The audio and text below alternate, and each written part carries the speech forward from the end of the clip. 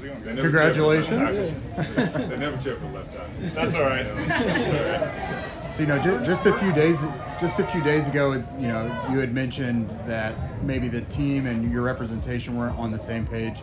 How did this all come together, just like within a week? I mean, it's just been great work by with my agent and the Colts organization. I'm just really grateful to be part of this organization. Grateful for the Irsay family.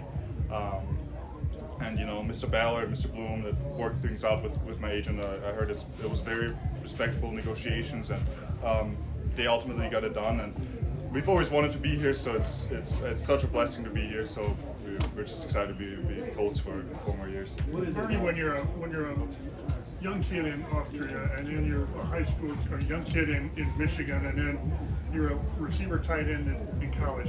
Did you ever think this is possible? I've always believed in myself, but I don't think I've ever thought it all the way through, to be honest. I was taking it day by day. I was trying to make the most out of my opportunities. But obviously, I've been very fortunate.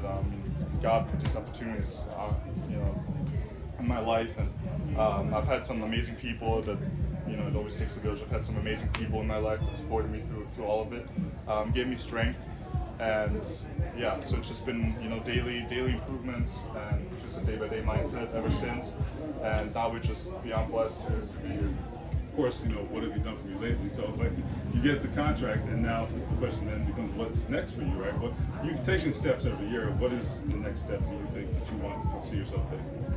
The goal is always to be the best tackle in the league. There's no doubt about it. So just daily improvements, working on the little things, competing every single day, working hard, not thinking about any contract things. It's all about the team, all about football, all about winning some games for the Colts, but for Indiana, and I'm just excited to be doing that. Look at those improvements when you think back to kind of where you are when you got here, some of the things you went through as a rookie. I guess what in your mind was the biggest thing that got you from the rookie version to where you're at right now? Just daily improvements. Working on those little things, but also all the people that I've been fortunate enough to work with, and for starting on all the way on top for the Irsay family, and especially late Mr. Irsay believed in me, drafted me, kept faith in me, and Mr. Ballard who always believed in me, but then also Coach Steichen, Coach Sperano would work with me every single day to get those small improvements, and then all my teammates that kept pushing me every single day. And so I gotta give so much credit to them, because without them I wouldn't be here today. I know you're in the middle of camp, but have you had a moment at all since signing the contract to be like, dang, that's a lot of zeros, number one. Number two, have your teammates said anything to you, I don't know, teasing or whatever after you got a raise? Yeah, you always get that, but it's they're all really excited.